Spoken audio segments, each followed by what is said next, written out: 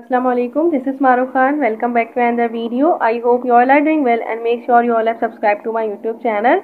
So last video में हम लोगों ने क्वेश्चन 1 to 5 किया था. देन आज हम 6 to 9 करेंगे क्वेश्चन. स्टार्ट करते हैं. 6 है हमारे पास what accounts for the presence of bacteria in large intestine.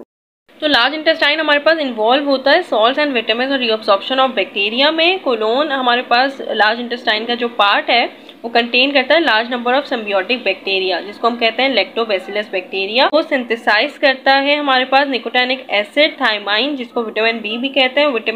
Vitamin वो जो एसेंशियल है हमारे पास सेवरल मेटाबॉलिक फंक्शंस के लिए और सेंट्रल नर्वस सिस्टम के फंक्शन के लिए वो भी यही सिंथेसाइज करता है. सो दैट्स वाई हम ये कहते हैं कि लार्ज इंटेस्टाइन में हमारे पास बैक्टीरिया प्रेजेंट होते हैं. एग्जाम्पल के कोलोन. अब हमारे पास क्वेश्चन नंबर 7 है what are the health risk involve in obesity. So obesity is the combination of inheritance, environment, diet and exercise. हमारे पास डाइट की वजह से भी हो सकता है कि ओबेसिटी क्या होता है कि वेट ज़्यादा बढ़ जाना. एनवायरनमेंट की, इनहेरिटेंस, किसी भी वजह से ही हमारे पास हो सकता है ओबेसिटी इंक्रीज करता है risk of diabetes, cardiovascular diseases like heart attack, hypertension and some cancers वगैरह भी इसी की वजह से होता है. 8 है list out some factors which may lead to obesity. Obesity में हमारे पास क्या होता है इनहेरिटेंस, जेनेटिक की वजह से हमारे पास होता है वही जो अभी हमने पीछे करा था. Environment, diet and exercise, stress, emotional factors, poor sleep, health conditions, food activity. People gain weight when they eat more calories that they burn through activity. उनकी एक्टिविटी इतनी नहीं है, फिजिकली एक्टिविटी उनकी इतनी नहीं है, लेकिन वो खा ज़्यादा रहे उसकी वजह से उनका वेट बढ़ता है. ओबेसिटी यही है.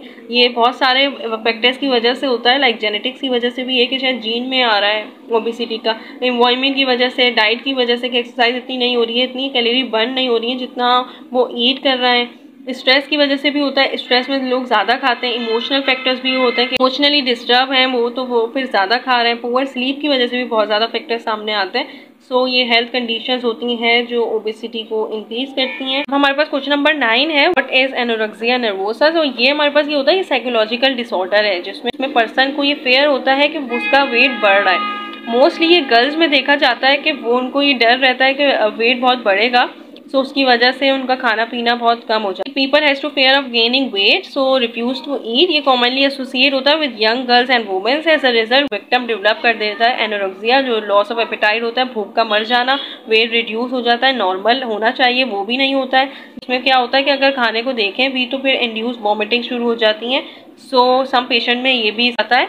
सो ये होता है anorexia nervosa. That's it. If you have any query regarding this question answer, so let me know. Inshallah, I will tell you and solve your query. अब अल्हम्दुलिल्लाह हमारे पास चैप्टर 11 होलिस्टिक न्यूट्रिशन के शॉर्ट क्वेश्चन आंसर्स 9 थे वो पूरे हो चुके हैं अल्हम्दुलिल्लाह.